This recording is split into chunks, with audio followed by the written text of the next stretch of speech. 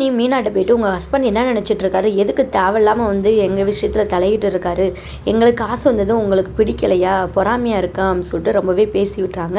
அதை கேட்டுட்டு மீனா செம்ம டென்ஷன் ஆகிட்டு ரோஹிணியை திட்டி விட்றாங்க. அவங்க அண்ணன் அவர் கேள்வி கேட்குறாரு, உங்களுக்கு என்ன, நான் கார் வாங்கினப்போ மட்டும் எப்படி பணம் வந்தது என்ன ஏதுன்னு நீங்கள் விசாரிச்சிங்களே, அதே மாதிரி தான் எனக்கே வந்து உங்கள் அப்பா தான் பணம் போட்டு விட்டாருன்னு சொல்லிட்டு டவுட்டாக இருக்குன்னு சொல்லிட்டு மீனா சொல்லிடுறாங்க. அதை கேட்டுட்டு அப்படியே பார்த்தீங்கன்னா ரோகிணி செம்ம ஷாக் ஆகிடுது.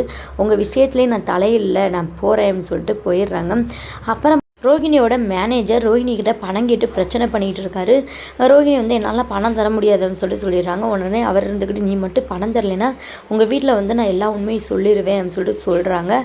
நெக்ஸ்ட்டு சீனில் வந்து மனோஜ் இருந்துக்கிட்டு ரோஹிணி கிட்டே இந்த பணத்தை நம்ம அப்படியே வச்சுருக்க விட நம்ம வட்டிக்காச்சும் கொடுக்கலாம், காசாச்சும் வரோம்னு சொல்லிட்டு சொல்கிறாங்க.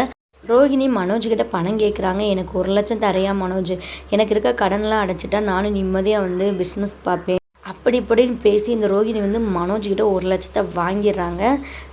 கூடிய சீக்கிரத்துலேயே முத்து வந்து இதை அவங்க அப்பா பணம் தான் சொல்லிட்டு கண்டுபிடிச்சா ரொம்பவே நல்லா இருக்கும்னு நினைக்கிறவங்க இந்த வீடியோக்கள் லைக் பண்ணி கீழே கமெண்ட் பண்ணி தெரிவிங்க. Thank you for